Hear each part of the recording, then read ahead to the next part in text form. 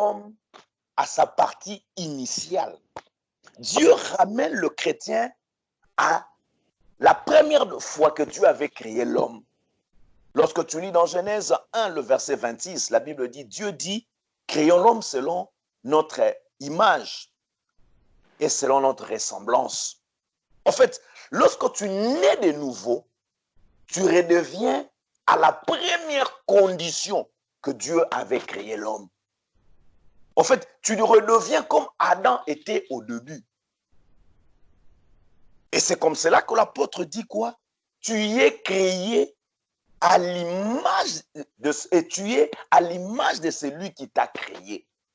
Et c'est une notion que les enfants de Dieu doivent comprendre. Parce que lorsque nous lisons Genèse 1, le verset 26, la Bible dit pour qu'il domine. En fait, aujourd'hui, lorsque tu deviens chrétien, il n'y a plus de choses qui peuvent dominer encore ta vie. Lorsque tu nais de nouveau, tu n'as plus de choses qui peuvent se réclamer, dominant sur ta vie. Parce que je vais lire Genèse, je vais arriver là où je veux vous amener. Je vais lire Genèse 1, le verset 26, vous allez voir. La Bible dit, créons l'homme. Eh bien, puis Dieu dit, faisons l'homme à notre image, selon notre ressemblance, et qu'il domine sur le poisson de la mer, sur les oiseaux du ciel, sur les bétails et sur toute la terre et sur tous les reptiles qui rampent sur la terre. Dieu créa l'homme à son image, il le créa à l'image de Dieu. En fait, lorsque Paul explique, il dit, cet homme nouveau que nous l'avons revêtu, il est à l'image de celui qui nous a créés. C'est-à-dire, nous redevenons. Dieu nous réamène encore dans Genèse 1 au verset 26.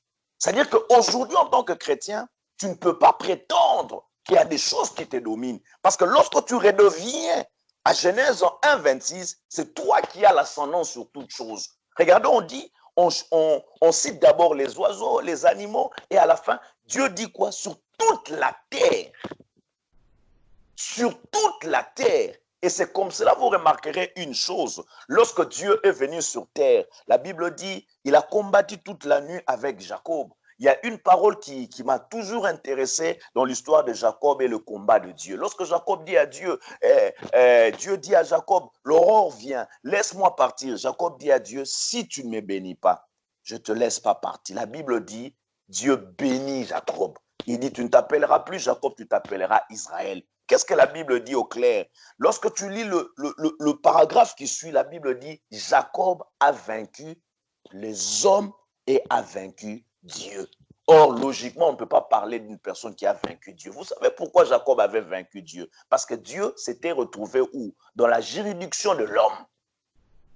Parce que Dieu avait déjà donné, comme le psaume 8 dit, Dieu a donné la terre au Fils de l'homme. Et c'est comme cela, lorsque tu lis dans Luc 4, lorsque le diable est venu, il a dit à Jésus, si tu te prosternes devant moi, je te donnerai les royaumes de la terre. C'est-à-dire, à cause du péché, l'homme avait perdu la domination sur toute la terre. Il avait perdu la domination sur toutes ces choses-là. Maintenant, lorsque tu nais de nouveau, Dieu fait quoi? Il te ramène dans ton plan initial, dans cette volonté initiale de Dieu. C'est cette volonté de quoi? Que tu sois dominé et que tu domines, que les choses ne puissent pas te dominer. Et c'est comme cela qu'en tant que chrétien, nous devons apprendre ces choses et dire, il y a des choses qui ne doivent plus me dominer. Lorsque les choses commencent à te dominer, sache, tu dois te mettre en cause. Est-ce que réellement, je suis en Christ? Maintenant, il y a un mot qui est très important que l'apôtre Paul a utilisé. Et c'est de là que la plupart d'entre nous, les enfants de Dieu, nous ne connaissons pas. Dans Colossiens 3,9, il a utilisé un mot. Il dit, cet homme nouveau est renouvelé selon la connaissance. En fait, l'apôtre Paul voulait dire quoi? Cet homme nouveau grandit. Là, il voulait parler de la manière dont cet homme nouveau grandit. Et c'est de là que plusieurs chrétiens vont se poser des questions. Comment est-ce que moi, pasteur, je suis né de nouveau? mais je continue à subir certaines choses du vieil homme, du vieil homme. Comment est-ce que je suis né de nouveau? Je continue à voir les mêmes choses qui suivent ma famille. Comment est-ce que moi je suis né de nouveau? Je sens l'oppression des alliances familiales. Comment est-ce que moi je suis né de nouveau? Et c'est l'apôtre Paul maintenant donne la réponse. Parce que cet homme nouveau qu'on l'a revêtu, il doit se renouveler. En fait, cet homme nouveau doit grandir tout le jour. En parlant de renouveler, l'apôtre Paul voulait simplement dire quoi? Cet homme nouveau doit grandir. Et mais sa manière de grandir, cet homme nouveau ne grandit que par la connaissance. Et c'est comme cela qu'il est très important en tant que chrétien. Tu dois connaître. Osée 4:6, mon peuple périt faute de connaissance. Tu peux être né de nouveau, mais tu te rends compte que non. Les célibats qui suivent votre famille, te suivent aussi. Tu peux être né de nouveau. La stérilité qui suit les membres de ta famille commence à te suivre aussi. Est-ce que tu es encore dans les liens? Non. C'est parce que cet homme nouveau ne grandit pas en toi. Cet homme nouveau n'évolue pas en toi.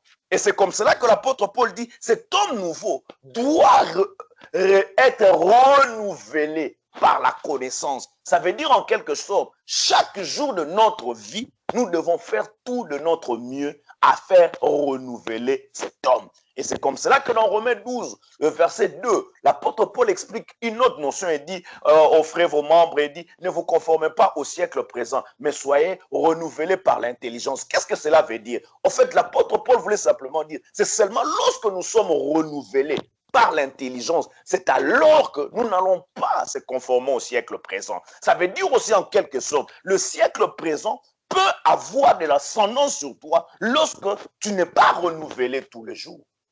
Je ne sais pas si ça passe ou ça casse. Ça passe. C'est très important de connaître cela. Parce que le siècle présent peut avoir l'ascendance sur toi. Or, en naissant de nouveau, Dieu te ramène à Genèse 1, 26. Mais tu verras que les chrétiens, nous ne la vivons pas. Mais pourquoi nous ne la vivons pas? Parce que cet homme nouveau, lorsqu'il vient, lorsqu'on revêt cet homme nouveau a besoin d'être renouvelé. Et lorsque l'apôtre Paul parle de cet homme nouveau doit être renouvelé, c'est une relation que tu dois comprendre. Car ce qui régénère dans ta vie, ce qui devient nouveau dans ta vie, c'est ton esprit. Car l'homme est tripartite. Il est esprit, âme et corps. Maintenant, le problème avec Dieu, c'est qu'il veut que cet homme nouveau, parce que ce qui est devenu nouveau à l'image de ton Créateur, c'est ton esprit. Maintenant, Dieu veut que ça ne soit pas que l'esprit qui devient nouveau, mais que ton âme aussi devient nouveau et que ton corps le devient aussi. Comme j'avais dit, l'autre fois on a parlé de l'âme, j'ai dit l'âme c'est la partie intelligible de l'homme, c'est le champ de prédilection entre le diable et Dieu. Maintenant, le renouvellement, et c'est comme cela que dans Romains 12, 2, l'apôtre Paul explique maintenant comment est-ce que cet homme nouveau est renouvelé. En fait, l'esprit de l'homme qui est un enfant de Dieu, qui est né de nouveau, lorsque son esprit est régénéré, son esprit a la vie de Dieu, son esprit a le zoé de Dieu, son esprit a tout ce qui est de Dieu. Mais le problème est que pour que cet homme vive maintenant de manière pratique toutes ces choses-là de Dieu, il a besoin du renouvellement. Et ce renouvellement-là, que l'apôtre parle que ça passe par la connaissance, ce renouvellement s'est fait dans notre âme. Et c'est pour ça, vous remarquerez, Arema, on peut tout beau parler, mais on tourne toujours l'esprit, âme, corps. L'esprit, âme, corps. Pourquoi? Lorsque l'esprit a la vie, si ton âme n'a pas de vie, sache que ton corps ne vivra pas de choses physiques palpables. Et c'est comme cela que dans Romains 12, 2, il dit que vous ayez l'intelligence renouvelée. C'est seulement lorsque ton intelligence est renouvelée, c'est alors. Regardez, je vais la lire. Parce qu'en la disant comme ça, vous n'allez pas comprendre. Romains 12, il dit, Romains 12, le verset 2, il dit, ne vous conformez pas au siècle présent, mais soyez transformés par le renouvellement de l'intelligence, afin que vous discerniez quelle est la volonté de Dieu, ce qui est bon, agréable et parfait. Regardez ici, il dit afin que vous discerniez. Dans d'autres versions, le mot discerner là veut dire afin que vous compreniez, que tu arrives à comprendre. En fait, c'est seulement lorsque ton intelligence est renouvelée. En fait, l'intelligence se trouve dans l'âme de l'homme. C'est seulement lorsque ton âme elle est renouvelée. Et lorsqu'il parle que ton âme soit renouvelée, l'apôtre Paul veut simplement dire quoi? Tu dois faire de tout ton mieux à adapter ton âme à ta nouvelle vie. Car cette nouvelle vie qui est entrée dans ton esprit doit marcher de pair avec ton âme. Et c'est comme cela que beaucoup de chrétiens, ils ont un dysfonctionnement en eux. Il dit afin que vous discerniez quelle est la volonté de Dieu. Aujourd'hui, il y a peu d'enfants de Dieu qui savent qu'est-ce qu'est la volonté de Dieu. Avant-hier, je parlais avec un pasteur. Il me posait la question pour savoir, est-ce que, pasteur, la volonté de Dieu est que l'homme soit malade? Est-ce que la volonté de Dieu est que l'homme souffre? Est-ce que la volonté de Dieu est que l'homme ait de problèmes? Mais lorsque tu lis la Bible, tu remarqueras que la Bible ne montre pas que la volonté de Dieu est que toutes ces choses-là. Mais comment est-ce qu'aujourd'hui, la plupart des enfants de Dieu acceptent certaines choses? Il a tellement prié, il ne voit pas la guérison, il ne voit rien. Il dit, oh, peut-être c'est Dieu qui a accepté cela. Écoutez-moi, bien-aimé dans le Seigneur, lorsque tu lis la Bible dit, Dieu ne tente personne parce qu'en lui ne se trouve aucun mal. Beaucoup de choses qui nous arrivent, ce n'est pas la volonté de Dieu. Il y a certaines choses, Dieu peut le permettre, mais ça ne veut pas dire que c'est la volonté. Lorsque Paul parle ici, il parle de la volonté parfaite de Dieu. En Dieu, tout est bon. La première des choses qu'il dit, c'est qui est bon, agréable et parfait. C'est-à-dire la volonté de Dieu. Dieu ne fait que des choses qui sont bonnes, des choses agréables et des choses parfaites. Dieu ne peut pas faire des choses qui sont mauvaises. Comme on a entendu pendant ce temps qu'on avait la crise, il y a des gens qui sont passés aux réseaux sociaux pour dire oui, c'est Dieu qui voulait frapper l'église, c'est Dieu qui voulait faire de telles choses. Est-ce qu'un Dieu qui a une volonté qui est bonne, est-ce qu'il peut permettre les mauvaises choses? Or, le même Dieu qui dit dans sa parole de Dieu, il ne veut pas que les pécheurs meurent, mais il veut que tout le monde parvienne au salut et à la justice. Il est très important de connaître cela. Et c'est comme cela que tu vas continuer à vivre la même vie que tu vivais hier. Pourquoi? Parce que tu n'as pas encore accédé au renouvellement de ton...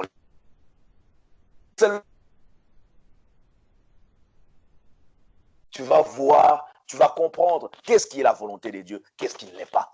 Et c'est comme cela qu'il est important. Vous remarquerez certains enfants de Dieu, ils ne savent pas écouter Dieu. Ils ne savent pas marcher avec Dieu. Et on te dit, sœur, j'ai rêvé un songe, je vis quelqu'un en train de faire ceci, cela. Il ne sait pas discerner, est-ce que c'est Dieu qui me parle ou c'est mes pensées à moi. Mais pour que tu arrives à grandir, il faut que tu s'y...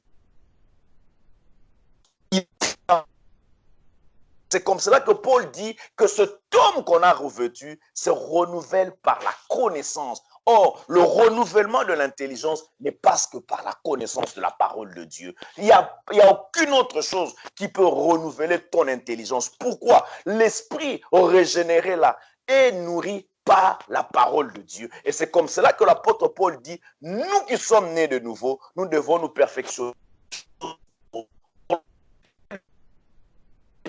de Dieu. Et c'est comme cela, il est très important en tant que chrétien qui est né de nouveau, tu dois avoir l'accès à la parole de Dieu. Et quel genre de parole de Dieu? La parole de Dieu qui amène. Et lorsque Paul parle de la connaissance, il ne parle pas d'une autre connaissance, il ne parle que de la connaissance du Fils de Dieu.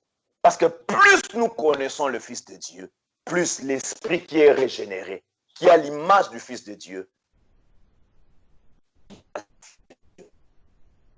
capable de marcher sans prier, sans gêner, les gens peuvent voir en toi la capacité de dire, celui-là c'est un chrétien. Pourquoi? Tu vas produire les fruits de l'esprit. Le fruit de l'esprit qu'on appelle le caractère de Christ. Maintenant, je vais passer aux évidences maintenant.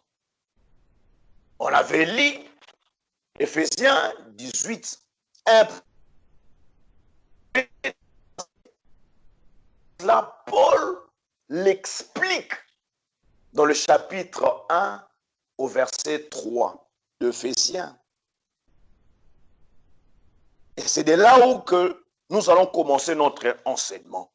C'est-à-dire la première, la deuxième vérité que tu dois connaître, lorsque tu revêts l'homme nouveau, tu dois travailler ton âme à être renouvelée.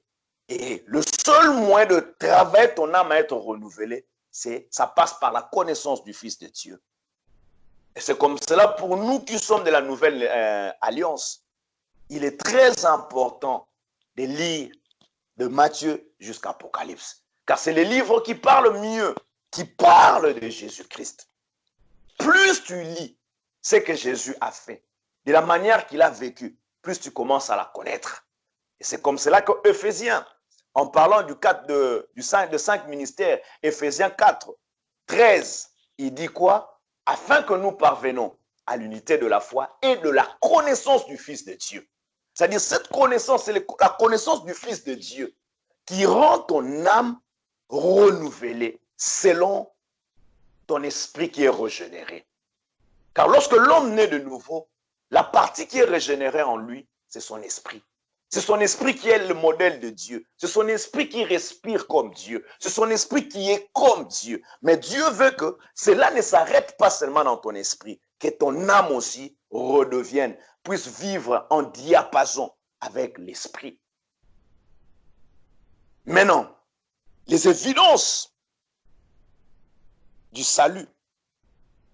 Je voulais vous faire remarquer, je vous ai parlé en Christ, parce qu'il est très important. Lorsque tu n'es pas en Christ, tu ne sais pas vivre les évidences du salut.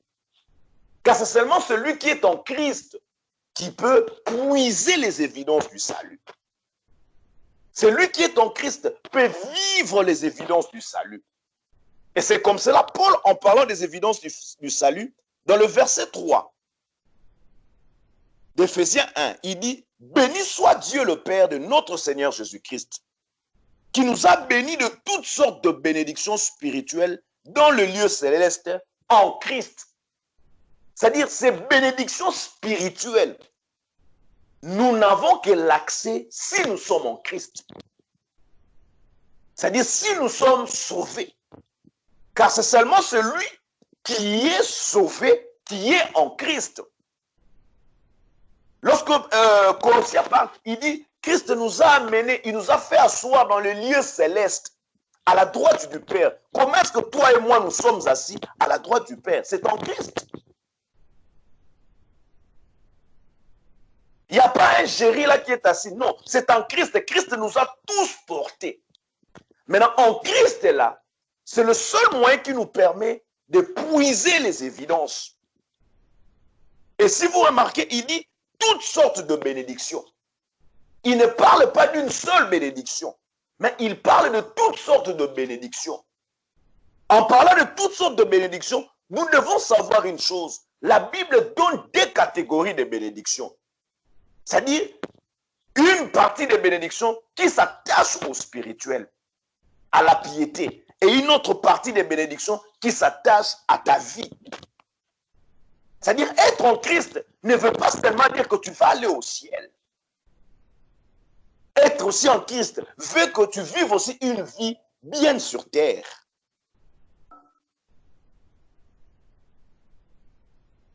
Il est très important que les chrétiens comprennent cette notion. Être en Christ ne veut pas dire seulement nous allons vivre la sainteté. Être en Christ aussi veut dire tu dois avoir de l'argent, tu dois avoir la bonne santé.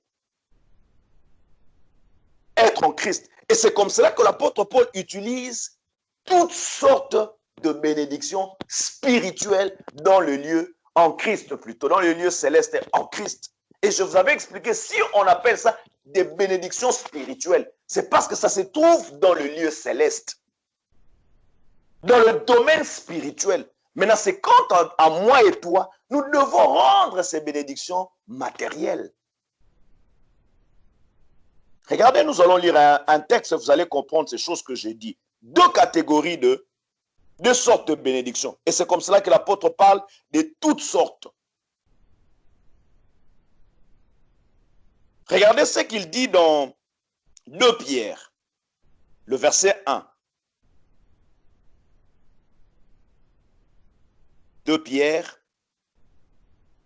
le verset 1, plutôt 2 Pierre chapitre 1, le verset 3. Regardez ce qu'il dit. Comme sa divine puissance nous a donné ce qui contribue à la vie et à la piété. Regardez ici, l'apôtre Pierre dit, sa divine puissance nous a donné. Et lorsqu'il parle de sa divine puissance, il ne parle pas de la puissance du Saint-Esprit. Il parle de la puissance du salut. Cette divine puissance-là, c'est le salut qui est passé par l'évangile. Parce que si tu lis le verset qui suit, il dit au moyen de la connaissance de celui qui nous a appelés par sa propre gloire. En fait, il dit cette divine puissance, nous l'avons acceptée au moyen de la connaissance lorsqu'on nous avait parlé de Jésus-Christ. Mais regardez, il dit sa divine puissance nous donne tout ce qui contribue à la vie et à la piété. C'est-à-dire, lorsque tu es sauvé, sache une chose, Dieu ne s'occupe, il est pertinent dans tout ce qui concerne ta vie. Il n'est pas seulement pertinent dans ce qui concerne le ciel. Dieu est pertinent aussi dans toute ta vie. Et c'est pour cela qu'il avait dit à Nicodème, si les choses de la terre, tu ne sais pas les comprendre, et lorsque je te parlerai des choses du ciel, comment est-ce que tu comprendras cela? C'est-à-dire, le salut vient avec deux sortes de bénédictions. Les bénédictions qui s'attachent à ta piété et les bénédictions qui s'attachent à ta vie. Et c'est comme cela qu'il n'est pas normal que tu acceptes certaines choses bien aimées dans le Seigneur. Car ce n'est pas la volonté de Dieu. Dieu, dans sa volonté, il t'a tout donné. Regardez ce que Pierre dit. Il dit, sa divine puissance nous a donné tout ce qui contribue à la vie et à la piété. C'est-à-dire toutes les choses qui contribuent à ta vie et à ta piété. Dieu te l'a déjà donné par le salut. Et il est important de comprendre. Cet homme nouveau que tu as revêtu, lorsqu'il est venu avec toutes les sortes de bénédictions. Les bénédictions qui contribuent à ta piété. Et lorsqu'on parle de la piété, on voit tout ce qui est exercice, tout ce qui est spirituel, tout ce qui est marche chrétienne. À la vie, c'est tout ce que nous vivons sur cette terre. Et cette notion, il est important que tu la comprennes. Car aujourd'hui, il y a des gens qui passent. J'ai vu même le grand pasteur Mac Hardy, un homme que j'aimais beaucoup. Un jour, il parle, il dit oui, on ne peut pas parler, on ne peut pas prêcher aux gens la prospérité, car c'est péché, c'est un péché, c'est un péché, c'est un péché. Non, la divine puissance a amené aussi la prospérité. C'est une fausseté, c'est une mauvaise doctrine. Pierre a dit, sa divine puissance nous a donné tout ce qui contribue. Ce qui t'aide à vivre la piété et ce qui t'aide à vivre ta vie. Et c'est comme cela, Paul en parlant, il dit toutes sortes de bénédictions. Maintenant, commençons maintenant à examiner la première bénédiction que Paul dit dans ces textes. Et vous allez comprendre que nous avons deux sortes de bénédictions. Les bénédictions qui s'attachent à notre piété et les bénédictions qui s'attachent à notre vie de tous les jours. Retournons encore dans Ephésiens 1, 3. La première des choses que Paul parle dans Ephésiens 1, 3,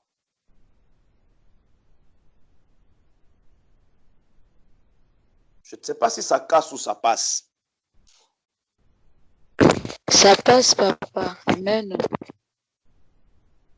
Il dit, béni soit Dieu le Père de notre Seigneur Jésus-Christ, qui nous a bénis de toutes sortes de bénédictions spirituelles dans le lieu céleste en Christ. La première bénédiction que Paul parle, c'est dans le verset 4. Il dit, en lui, Dieu nous a élus avant la fondation du monde. pour que nous soyons saints. Première bénédiction que tu as en Christ, c'est la sainteté. Est-ce que les gens peuvent me dire Amen? Amen. C'est la Amen. sainteté. Amen. Regardez ce que Paul dit. En lui, Dieu nous avait élus avant la fondation du monde pour que nous soyons saints et irrépréhensibles devant lui. C'est-à-dire que lorsque tu nais de nouveau, Dieu te donne que tu sois saint et irrépréhensible. C'est la première bénédiction. Or, cette bénédiction s'attache à quoi? À la piété. Tu es saint. Et c'est comme cela lorsque tu t'approches du trône de grâce. Comme il est dit dans le livre d'Hébreux, approchez-vous du trône de grâce avec un cœur rassurant. Pourquoi? Parce que tu es saint. Ah, là, je vais choquer beaucoup de gens sur ce point-là. Tu es saint. Lorsque Dieu te voit, celui qui est né de nouveau, lorsque Dieu te voit, il te voit saint. Irrépréhensible. Regardez ce que Paul dit. En lui, Dieu nous avait élus avant la fondation du monde. C'est-à-dire ta sainteté ne vient pas parce que tu fais un acte. Ta sainteté ne vient pas parce que tu fais des choses. Tu as été imputé saint. Pourquoi? Christ, en mourant sur la croix, il avait pris ta condition. Et Christ a pris sa condition à lui. Il te l'a imputé. Et c'est comme cela aujourd'hui, lorsque tu appelles Dieu Père, Dieu te regarde, il dit, voici mon saint enfant. La Bible dit tel qu'il est, tel nous sommes. Cette sainteté que nous avons, nous ne l'avons pas parce que nous avons fait des choses. Cette sainteté, ça nous a été imputé.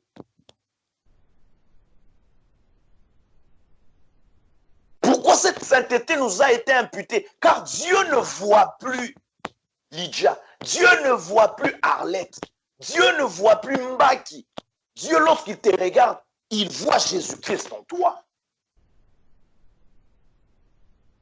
Et c'est comme cela qu'en tant que chrétien, tu dois avoir la tête haute. Et c'est comme cela que Romains 8, 1, l'apôtre Paul dit, il n'y a plus de condamnation. Pourquoi on parle qu'il n'y a plus de condamnation? C'est parce que le diable, il venait condamner l'homme parce que l'homme n'était pas saint. Ça, c'est la première bénédiction. Tu es saint. Tu es saint comme Dieu.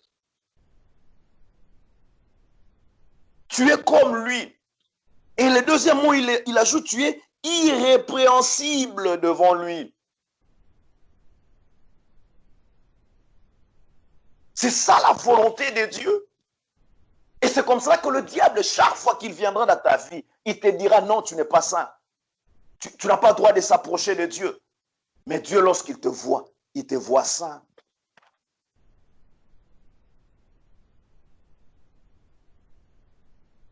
Le livre de Romains, c'est le livre le plus difficile à comprendre. Sinon, je voulais vous montrer les versets que l'apôtre Paul... Et c'est comme ça que beaucoup de gens, lorsqu'aujourd'hui ils parlent de la grâce, ils n'aiment pas entendre parler de la grâce. Pourquoi? Ils croient que la grâce nous amène à pécher. Non. L'apôtre Paul dit, loin de moi, tu es saint. C'est la première bénédiction. Et c'est de là que je vais beaucoup m'attarder. Et les autres prochains jours, je m'attarderai sur ça. Parce qu'un enfant de Dieu qui ne comprend pas qu'il n'est pas saint, il va avoir peur de s'approcher de la part de Dieu. Écoutez-moi, le péché ne détruit pas ta relation avec Dieu. Mais le péché détruit ta propre relation avec toi-même. Ah, je vais vous choquer aujourd'hui. Qui de vous qui est parent, lorsqu'un enfant transgresse, il se lève un matin, papa Mbaki, tu te lèves un matin, tu dis, à partir d'aujourd'hui, Les mapas, ça ne sont plus mes enfants parce que je les avais dit de rentrer à 18 h. Ils ne sont plus, non, parce qu'on est enfant par filiation. On ne s'est pas enlevé parce que c'est ton sang à toi. Toi aussi, lorsque tu deviens enfant de Dieu. Et c'est comme cela. Dieu, lorsqu'il te voit, et c'est la seule prière, lorsque tu t'avances de Dieu, et c'est comme cela que Hébreu, lorsqu'il parle, il explique les choses, il dit, parce que nous sommes saints. Est-ce que je demande à l'Église de vivre dans le péché? Loin de là. Car le péché est l'arme qui te combat toi-même.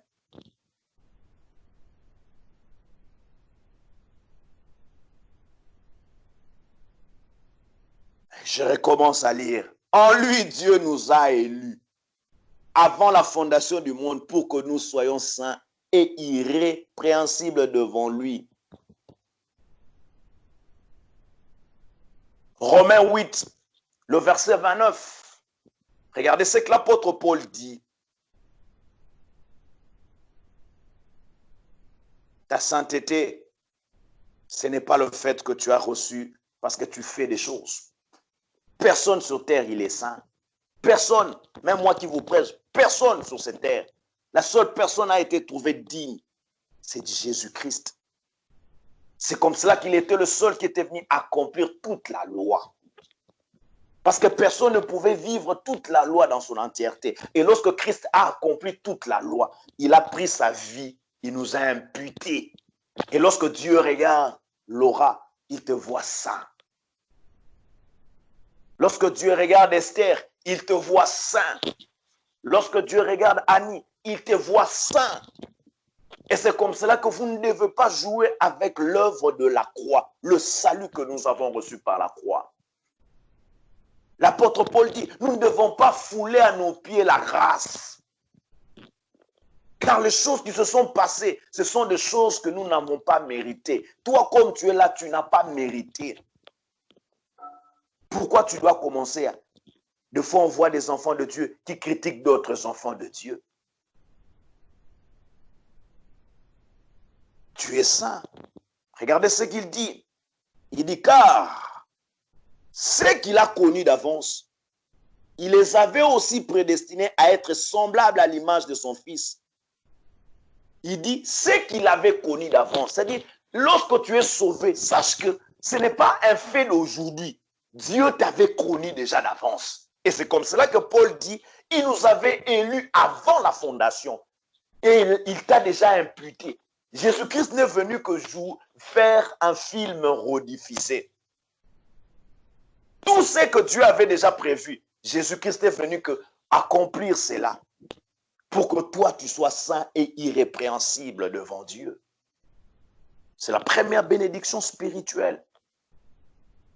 C'est comme cela que Paul voulait leur dire, vous devez comprendre ces choses.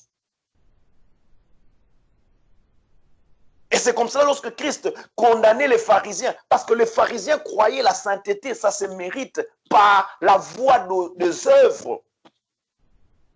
Il dit, vous aimez vous laver les mains, vous aimez vous laver les pieds, vous aimez vous faire ceci. Oh, vous êtes des tombeaux blanchis. Pourquoi? Parce que la sainteté, c'est un acquis. Dieu nous a donné par le salut. C'est une bénédiction. Et c'est comme cela, bien aimé. La plupart des gens, lorsque quelqu'un, un jour, je suivis le pasteur John Guichot, il dit, il avait une sœur de son église qui prie, qui fumait. Mais lorsqu'il a commencé à parler de la grâce, que tu es saint en Christ, tu es saint en Christ, sans qu'on puisse juger cette sœur, elle a laissé de fumer. Aujourd'hui, pourquoi les gens ne laissent pas le péché? Ça ne veut pas dire le fait que je prêche l'impudicité, l'impudicité, l'impudicité, les gens vont laisser. Non. C'est lorsque je montre aux gens la position qu'ils occupent en Christ. Parce que Christ est venu faire tout. Tu es saint devant Dieu. Paul leur a dit, vous devez comprendre ces choses et vous aurez de l'espérance. Il dit, il les a connus d'avance, il les avait aussi prédestinés. La prédestination, ça veut dire avant la destinée. Dieu, il avait déjà fait de toi que tu sois l'image. Et lorsqu'on parle de l'image de son Fils, on parle de la sainteté, du caractère de son Fils. tel qu'il est, tel que je suis. Et c'est comme cela que beaucoup de chrétiens vivent dans la culpabilité. Oh, est-ce que Dieu va m'écouter? Est-ce que Dieu va m'entendre? Paul dit, en lui, tu es saint et irrépréhensible. En lui. Il est très important. Pose-toi la question, est-ce que je suis né de nouveau? Car seuls les gens qui sont en lui qui peuvent bénéficier de cela.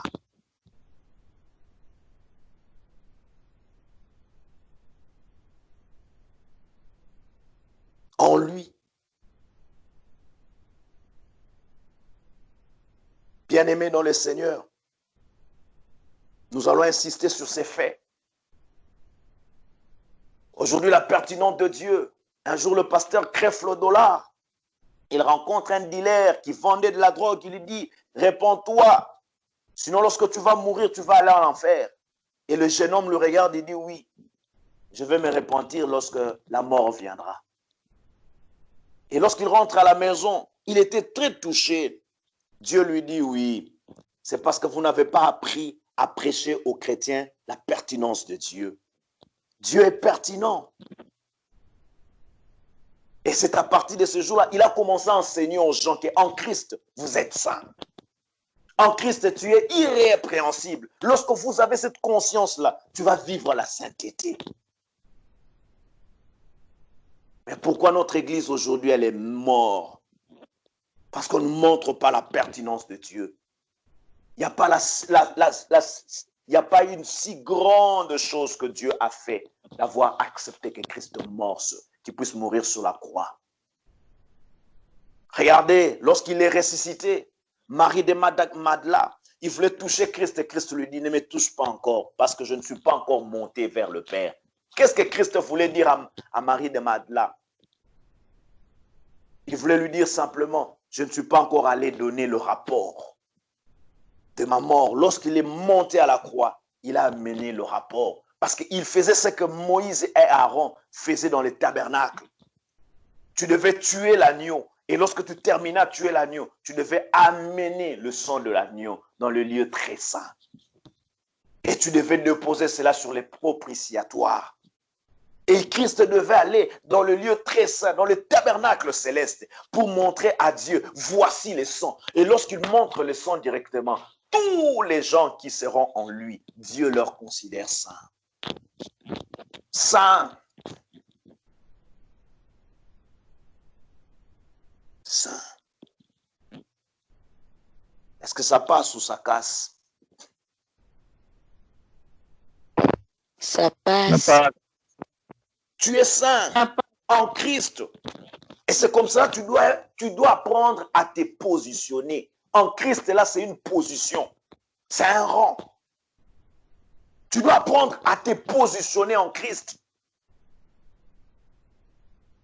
Parce que sa divine puissance t'a donné ce qui contribue, ta piété.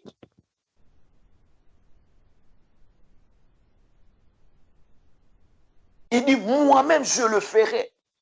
Il ne dit pas, toi, tu vas le faire. La seule chose que toi, tu dois faire, tu dois savoir, est-ce que je suis en Christ? La seule chose que toi, tu dois savoir, c'est ça. Lorsque je suis en Christ, tu commences à bénéficier de ces choses.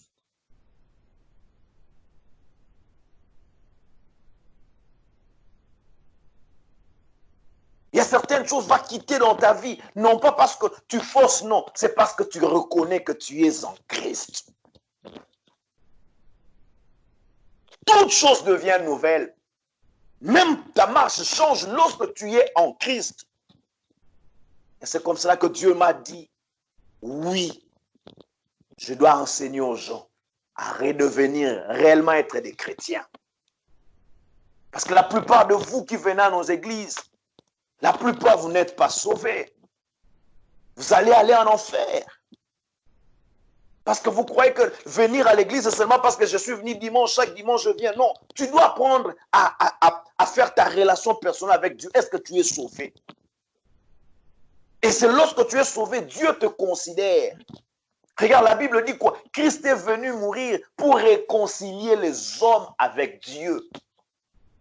C'est-à-dire les hommes, ils étaient en colère avec Dieu, inimitié avec Dieu. Mais lorsqu'il est venu mourir à la croix, tous les hommes, et c'est comme cela qu'il a donné la grâce. La Bible dit à tous ceux qui l'ont reçu. Il est venu parmi les siens ne l'ont pas reçu. Mais à tous ceux qui l'ont reçu, il a ouvert la grâce pour que celui qui croit en lui, il devient comme lui. Dans le livre de Romains, la Bible dit, nous sommes la même plante avec Jésus-Christ. Dans Jean 15, la Bible dit, lui, il est la branche. Nous sommes des branches, lui, il est l'arbre. On mange les mêmes sèves avec lui. En fait, la vie, le Zoé, là, parmi les caractéristiques premières de Dieu, c'est la sainteté. C'est comme ça que la Bible dit, tous les anges crient, saint, saint, saint. Si tu es la même plante avec Dieu, tu es saint aussi bien aimé dans le Seigneur. Le diable ne peut plus te tromper. Sois, marche tête haute. Il viendra te dire, oui, c'est vrai, hier tu avais péché. Oui, j'ai péché hier. Mais lorsque je vais fléchir mes genoux, je vais dire, Seigneur, pardonne-moi, j'ai péché. Lorsque tu te lèves, Dieu regarde, il dit, tu es saint. Et c'est comme cela que beaucoup vivent dans la culpabilité. Oui, j'avais avorté. Si je vis de telles choses, c'est parce que hier j'avais avorté chez Dieu. Dieu ne regarde plus ça. Parce qu'il dit, je suis le Dieu qui pardonne et qui ne se souvient plus jamais de tes iniquités. Le diable viendra commencer à te culpabiliser. Beaucoup de chrétiens sont culpabilisés. En Christ, nous sommes saints. On ne sait pas percer. Pourquoi? Parce que le diable nous culpabilise. Tu es irrépréhensible devant lui, devant Dieu. Lorsque Dieu te regarde, il dit, voici mon œuvre parfaite. Voici mon enfant. Et c'est comme cela que j'avais commencé à vous dire, lorsqu'on est de nouveau, on rentre en Genèse 1, 26. Dieu, regardez, il venait chaque matin, il venait chaque soir plutôt, voir Adam et Ève. Pourquoi Adam et Ève étaient comme lui? Tu es saint. Et ta sainteté, ce n'est pas parce que tu fais des œuvres. Je me rappelle, jeune, que j'étais dans la foi. Un jour, je voulus fuir l'impudicité. Je me suis dit, je dois aller dans les retraites en retraite. Dieu m'a dit, non, on ne fuit pas l'impudicité. Tu dois croire à l'œuvre que Dieu a fait en toi. Tu es en Christ. Lorsque tu es en Christ, tu reconnais cela, bien-aimé. Tu vas commencer jour après jour à vivre la vie de Dieu. Beaucoup de chrétiens ne vivent plus la vie de Dieu. La première bénédiction, c'est la sainteté. Et c'est cette sainteté qui nous rend que nous soyons irrépréhensibles. Ça nous a été imputé. Ce matin, je veux m'arrêter là. Tu dois te mettre en cause. Pose-toi la question. Et c'est pour cela Paul dit, cet homme nouveau se renouvelle par la connaissance. C'est lorsque tu connais de telles choses que cet homme se renouvelle. Plus tu connais de telles choses, cet homme se renouvelle. Lorsqu'il se renouvelle, tu vas commencer à te rendre compte, même les choses que tu ne savais pas laisser, tu vas commencer à laisser seul, sans que personne ne te juge. Aujourd'hui, beaucoup de gens ont laissé les péchés pendant le Covid-19. Pourquoi? Parce qu'ils savaient que la mort pouvait m'atteindre. Non, bien aimé, le péché, on ne la laisse pas comme ça. Parce que la Bible dit, l'amour n'est pas saisi par la peur. Mais beaucoup de nos messages, nous avons amené la peur dans les enfants de Dieu. En Christ, nous sommes saints. En Christ, nous sommes saints. En Christ, nous sommes saints. Paul a dit en lui. C'est-à-dire en lui. À l'intérieur de lui. C'est-à-dire tu es en lui. Et c'est comme ça que Dieu ne peut plus te voir. Il voit. Regardez lorsque Jacob est venu. Avec la bénédiction que Rebecca avait dit. De faire les mains de Lucieux pour que son papa la bénisse. Le bénit. La Bible dit lorsqu'il est venu. Isaac a dit j'entends la voix de Jacob. Mais lorsque je touche les mains d'Ésaü, Dieu, à cause de la croix, Dieu est devenu aveugle comme Isaac. Lorsqu'il te regarde, il voit les mains d'Ésaü. du premier fils. C'est comme ça que Paul dit, pour que Christ soit le premier-né de tous.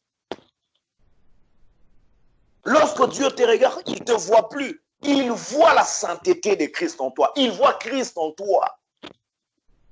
Il voit Christ. Et le diable veut désorienter les enfants de Dieu à croire en cela.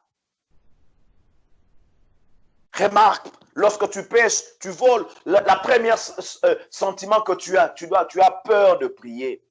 Et le diable, lui, il veut ça.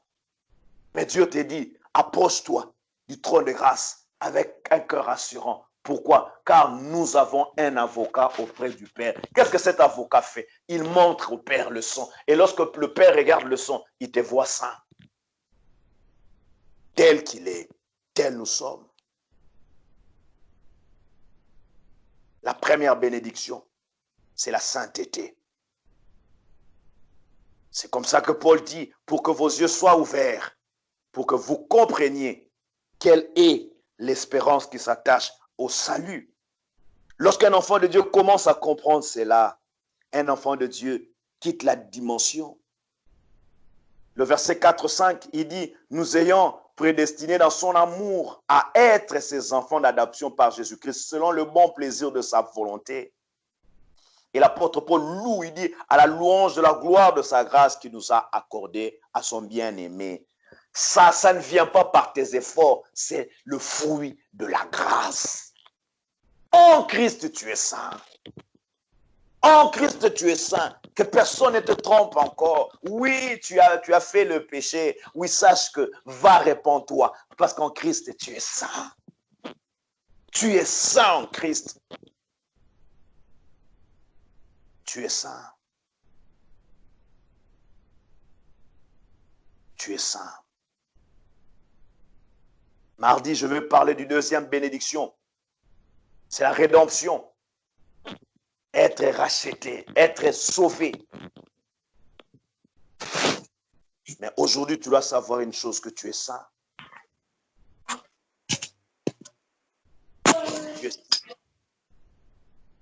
Lorsque tu n'as pas cette chose dans ta tête, tu n'as pas cette conscience-là en toi, bien-aimé, tu vas vivre à regarder les autres. Regardez l'apôtre Paul dans 1 Corinthiens 15, et c'est parmi les textes que j'ai toujours aimés. Il dit, qui suis-je moi? Qui suis-je moi? Moi qui est le persécuteur de l'Église. Il était un tueur, un meurtrier. Mais lorsqu'il avait compris la notion d'être en Christ, il s'est considéré saint par grâce. Saint par grâce. En Christ. Et c'est comme cela, il est important, l'Église. Toi-même de te poser la question, oui, je vais à l'église, est-ce que je suis saint? Et je suis converti, je suis sauvé. Parce que les gens qui peuvent bénéficier de cela, ce sont des gens qui sont en Christ. Je vous avais dit, le salut est un acquis. Le salut, c'est un acquis. Il y a beaucoup d'hommes de Dieu qui disent qu'on peut perdre le salut. Le salut, on ne peut pas la perdre. Parce que si tu avais été élu avant la fondation, sache que tu ne peux pas perdre le salut. C'est vrai, si Christ venait te trouver dans le péché, tu n'auras pas, parce que tu seras jugé par tes œuvres. Tu n'auras pas un lieu agréable au ciel. Parce que ce qui fait différence avec deux chrétiens, c'est les chrétiens, les païens, c'est ça. Un païen va aller en enfer, mais toi, tu vas aller au ciel, mais tu vas vivre dans le loubois où il y a l'eau là. Mais ce sont nos œuvres qui nous amènent à vivre dans un lieu très élevé aussi lorsqu'on va aller au ciel. Regardez, il avait 12. Il n'a jamais parlé des 12 comme il a parlé. Il n'a parlé que d'un seul. Il a dit, Père, dans Jean 17, il dit, Père, je ne te demande pas, car ma parole les a déjà rendus saints. Dans Jean 17, il dit, je n'ai perdu d'aucun d'entre eux, si ce n'est le fils de la perdition. Pourquoi? Parce que Judas était prédestiné à être fils de la perdition. Les autres n'étaient pas destinés. Toi, tu es destiné à être enfant de Dieu. Tu es destiné à être saint. Bien-aimé, tu dois comprendre cela. Lorsque tu comprends ces choses, ta vie chrétienne change. Cette sainteté de Dieu va commencer à retentir en toi. Lorsque tu vas vouloir faire un péché, tu vas dire non, je ne peux pas le faire. Tu veux faire quelque chose, tu vas dire non. Pourquoi? Parce que je suis saint. Réalisons, lorsque tu portes une robe blanche, même un habit blanc, tu as peur de t'asseoir n'importe où parce que tu vas salir cela. Maintenant, pourquoi? Parce que tu as la conscience que tu portes un habit blanc. En Christ, tu es saint. Si tu as cette conscience, tu verras, à cause de ma sainteté, je ne saurais pas tacher mes habits blancs. Et c'est ce qui se passe. Je me rappelle un jour à Kinshasa, j'ai pris pour une dame. Comme il n'y avait pas de tapis, l'endroit là où il devait tomber, il a regardé, il a dit non, je dois tomber là où il y a les tapis. Pourquoi? Parce que je ne vais pas salir mes habits. Pourquoi? Parce qu'il était conscient que j'ai porté des habits de couleur. Lorsque tu es conscient que tu es saint, tu as l'habit blanc, bien-aimé, tu ne pécheras pas. Parce qu'en Christ, nous sommes saints. Je viens de dire ce matin à une personne, si tu es réellement en Christ, sache que tu es saint. Tu as une robe blanche, tu es saint. Que Dieu vous bénisse, que Dieu vous comble de sa grâce. C'est le message que je voulais vous donner ce matin. Je veux que chacun de nous, que tu pries. La plupart du temps, nous demandons à Dieu, donne-nous des choses. Mais nous ne connaissons pas quelles sont les choses que nous avons dans la grâce. Bien-aimé, je vous avais dit, lorsque tu commences à comprendre les évidences du salut, tu vas vivre avec espérance. Espérance. Moïse n'a pas pu entrer en Canaan. Mais sache une chose. Lorsque Christ est venu, la Bible dit lorsqu'il est mort, il est allé même dans les lieux inférieurs.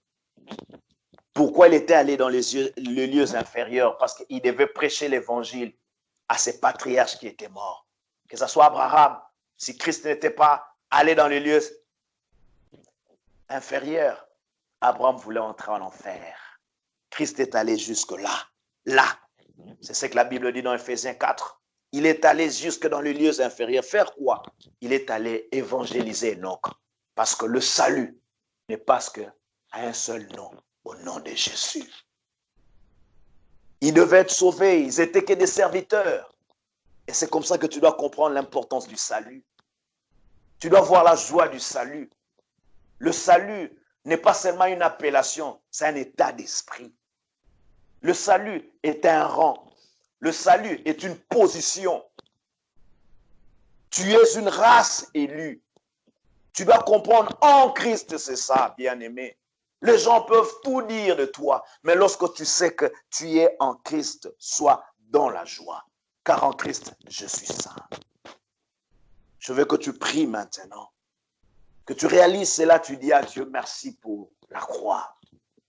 Parce que sans la croix, et c'est comme cela que Jésus-Christ, la Bible dit, Jésus-Christ, c'est Timothée qui dit, Jésus-Christ, homme, est à la droite du Père. Pourquoi on dit Jésus-Christ est homme? Parce qu'il représente l'homme. Lorsque Dieu regarde Jésus, il voit Mbaki. Lorsque Dieu regarde Jésus, il voit Annie. Lorsque Dieu regarde Jésus, il voit Amanda. Lorsque Dieu regarde, et c'est comme cela, il ne faut pas regarder, ne regarde pas ta vie, regarde à lui. Beaucoup aujourd'hui, nous regardons à nous, est-ce que je peux faire ceci, est-ce que je peux faire cela? Et c'est comme cela que nous avons fermé la porte à plusieurs personnes. En Christ, tu es saint, bien-aimé. Lorsque tu commences à réaliser, tu as cette conscience, tu vas remarquer que le péché va fuir loin de toi. Je veux que tu pries Dieu, que tu dises à Dieu merci. Merci pour ce que tu as fait. Aujourd'hui, on prêche aux enfants de Dieu les mérites. Non, la vie chrétienne, nous ne méritons pas. Nous croyons à une œuvre qui avait déjà été achevée. Nous ne méritons pas. Personne d'entre nous méritera, bien-aimé. Même nous, les pasteurs qui vous prêchez. Peut-être je peux pas, peut-être je peux fuir l'impudicité ou l'adultère, mais je suis un cupide. Parce que personne d'entre nous, il est saint lorsqu'on regarde nos conduites. Mais si nous devenons saints devant Dieu, c'est imputé. C'est comme cela qu'Apocalypse dit, qui a été trouvé digne Personne, que ce soit dans le ciel, sur la terre, sous la terre, personne n'avait été trouvé digne. Pourquoi? C'est lui qui devait sauver l'homme. Il ne devait qu'être saint. Lui qui ne pouvait pas être sans péché. Et c'est comme cela que ces voleurs à la croix, il a regardé à Jésus. Il a dit à Jésus, toi tu ne mérites pas d'être sur la croix. Nous qui méritons. La Bible dit, Jésus a regardé cet homme. Il a dit, aujourd'hui même, tu seras avec moi au paradis. Écoutez-moi bien aimé, personne d'entre nous, mais si nous sommes aujourd'hui, nous pouvons nous tenir devant Dieu. C'est en Christ que nous sommes saints. Personne qu'on te trompe. Surtout avec la télé-réalité, nous montrons aux gens que nous vivons une très bonne vie. Mais lorsque nous sommes seuls à seuls nous-mêmes, on dit on a des partis penchants. Je viens exhorter quelqu'un. En Christ, aujourd'hui, tu es saint. Et c'est comme cela que tu dois prendre le temps à dire à Dieu, merci pour la croix. Merci pour la croix. C'est comme cela que Paul dit, la croix est une folie pour les païens. La croix est la puissance de Dieu. Lorsque tu réalises seulement cette œuvre-là, il faut dire gloire au Seigneur. Sa divine puissance nous a donné ce qui contribue à la piété. L'une des bénédictions qui contribue à la piété, c'est la sainteté. Et c'est cette sainteté qui te rend irrépréhensible devant Dieu. Élevons nos voix, prions. Bien-aimé, prie Dieu. Dis à Dieu des choses. Parle à Dieu. Je sais que ce sont des paroles qui vont choquer beaucoup des enfants de Dieu. Parce que la plupart des enfants de Dieu, nous sommes habitués à entendre les mêmes choses, les mêmes choses, les mêmes choses, les mêmes choses. On entend les mêmes choses. Mais lorsque tu te mets calme et tu lis la parole de Dieu, tu verras la grâce. La grâce est une bénédiction. La grâce est une bénédiction pour tout un chacun de nous. Parce que la grâce ne te dit pas de forcer. La grâce te dit de croire. La grâce ne te dit pas de faire. La grâce te dit de regarder à Christ. Lorsque tu regardes en Christ, en Christ, en Christ, même les promesses de Dieu, nous les avons, et les oui et amen en Christ. Rien n'est en dehors de Christ. Christ, Christ, Christ, Christ, Christ, Christ. Je veux que tu pries ce matin, que tu dises quelque chose à Dieu. Seigneur Dieu, je n'étais qu'un simple instrument que tu t'étais décidé ce matin, Père, à parler à ton peuple. Te rendons grâce, car Seigneur, tu es encore de La robe sous la fond de ta Seigneur.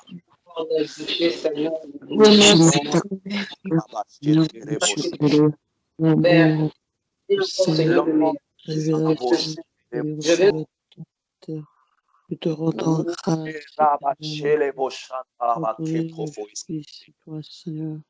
Merci Père, tu avais voulu que je parle à ton peuple de connaître les évidences qu'ils ont en toi. Les évidences ils ont en Christ. Les évidences qu'ils ont lorsqu'ils sont des Christ, Père. Lorsqu'ils sont en union avec le Christ, Père. Car tu as dit dans ta parole, nous formons une même plante avec le Christ. Comment est-ce qu'on peut dire que le Christ est saint et nous ne le sommes pas? Éternel Dieu, nous avons compris que nous, toi, tu nous avais destinés d'avance au Père à être saints et irrépréhensibles devant Dieu parce que nous sommes comme toi, Père très saint. Oh, le Dieu de toute grâce, je suis dans la joie de reconnaître cette œuvre la plus parfaite, cette œuvre qui fait de moi enfant de Dieu, cette œuvre qui fait de moi chrétien ou chrétienne, cette œuvre qui fait de moi. Je te rends grâce, Père éternel. Je te rends grâce. Je te rends grâce 10 millions de fois, Père. Je te rends grâce, Père. Merci pour ma soeur, merci pour mon frère, oh Dieu, qui a assisté à ces cultes, oh Dieu. Ce n'est pas en vain que tu avais voulu mettre cela dans notre cœur. C'est parce que tu fais que tes enfants sachent une chose. Dans le nom puissant de Jésus-Christ, nous avons prié avec action de grâce. Amen. Amen. Amen. Il est très important. Amen. Je conclue pour dire, la sainteté, elle est différente de la sanctification. Je parlerai de la sanctification. Vous allez comprendre. Mardi, je vais parler de c'est quoi la sanctification. La sainteté, à part Dieu, il n'y a personne qui est saint. Mais nous sommes saints par imputation. Et c'est ce qui te donne l'accès, même lorsque tu as péché, de t'approcher, de dire à Dieu pardon. Parce que Dieu voit le Christ, il ne te voit plus. C'est ce qui te donne accès. Parce qu'à l'ancien temps, c'est lui qui péchait. Lorsqu'il entrait dans le lieu très saint, il mourait directement. Et c'est comme ça que celui qui péchait, qui devait entrer dans le lieu très saint, la première des choses qu'il faisait, lui-même d'abord devait offrir l'agneau. Pour lui d'abord, avant d'aller offrir pour les autres. C'est comme ça que le sacrificateur, on lui mettait un fil. Parce que personne n'est saint. C'est une bénédiction que nous avons en Christ. Que Dieu vous bénisse, qu'il bénisse vos familles. Amen. On a fait notre communiqué à donner. En fait, le gouvernement, ça c'est un communiqué pour les chrétiens de l'Église. Vraiment, le gouvernement a autorisé que le lieu de culte, qu'on reprenne les cultes.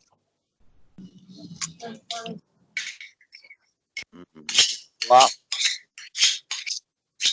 la grâce de Dieu, nous allons chercher à nous préparer pour reprendre les cultes dans notre lieu habituel.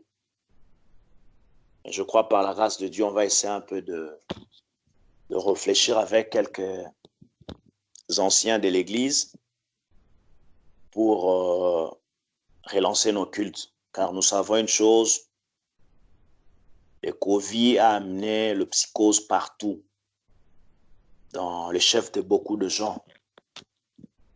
Et nous allons nous forcer de voir qu'est-ce qu'on peut mettre en place. Parce que le gouvernement était strict, il a donné quelques règles que nous devons suivre. Je crois cette semaine que nous commençons, nous continuerons toujours en live. Et si Dieu nous le permet, on aura notre premier culte, soit le 7 juillet. On va prier d'abord, on va voir comment est-ce que Dieu va nous conduire, quand est-ce que nous allons commencer nos cultes. Le 7 juin ou le 7 juillet, pasteur? Et le 7 juin plutôt. Excusez-moi, le 7 juin. Le 7 juillet, c'est loin. Le mois prochain, le 7 juin. Le 7 juin, on va réfléchir un peu avec les anciens. Qu'est-ce qu'on va faire pour la protection de tous?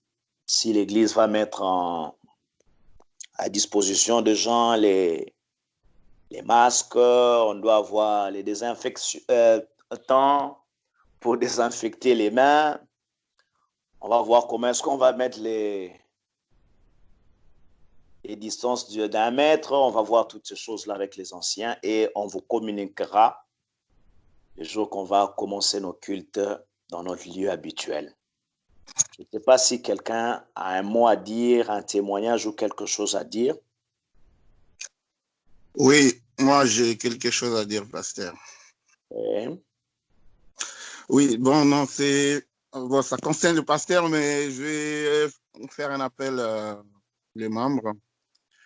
Je sais que pendant tous ces moments difficiles, Dieu nous a bénis à travers le message important à travers notre pasteur.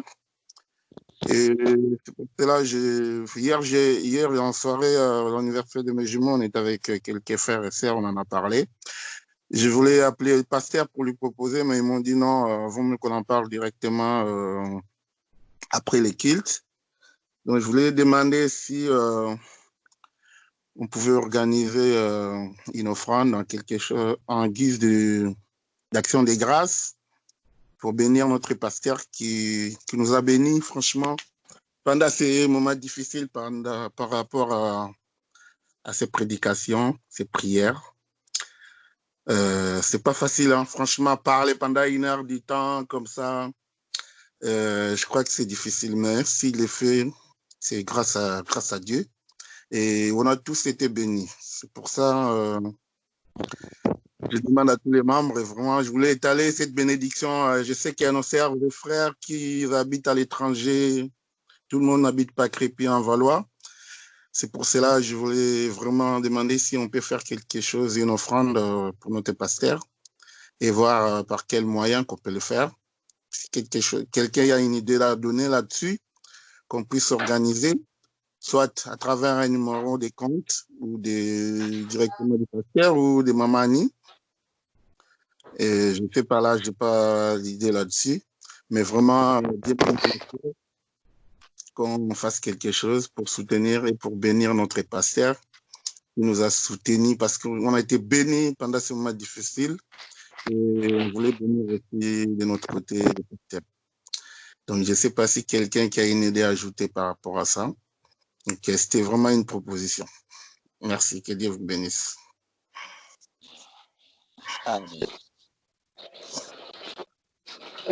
Oui, Papa Mbak, c'est Maman Annie. Oui. Votre idée est bonne, j'approuve cela. Mais pour moi, je compte que le premier culte soit un culte d'action de grâce et qu'on ramène nos actions de grâce à l'église. Pour ceux qui sont à l'étranger, ils peuvent voir directement avec le pasteur parce que la Bible nous dit de partager nos biens avec ceux qui nous prêchent l'évangile. Que Dieu vous bénisse parce que le Saint-Esprit vous a parlé. Je suis convaincu de votre proposition. Amen. Okay. Merci, maman. L'idée est bonne. Comme on dit, on va commencer l'église le 7 juin. Donc, ça sera aussi le début du mois parce que ça va pas arranger aussi tout le monde. Et pour ceux qui sont à l'étranger, qui peuvent prendre directement contact avec les pasteurs, je vais les faire. Merci, que Dieu vous bénisse. Je n'ai pas de commentaire à mettre. Est-ce qu'il y a quelqu'un d'autre qui a quelque chose à dire?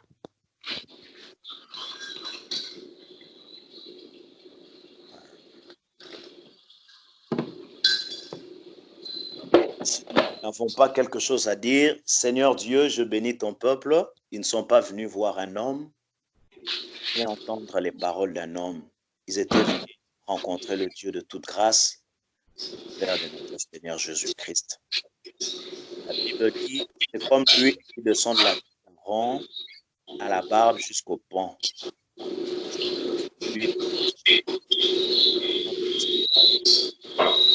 Bénis chacun d'entre eux de manière très spéciale.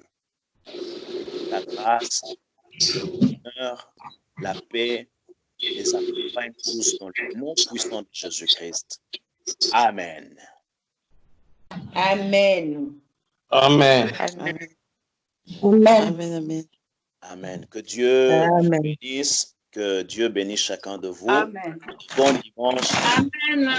Amen. Bon Amen. Amen. Amen.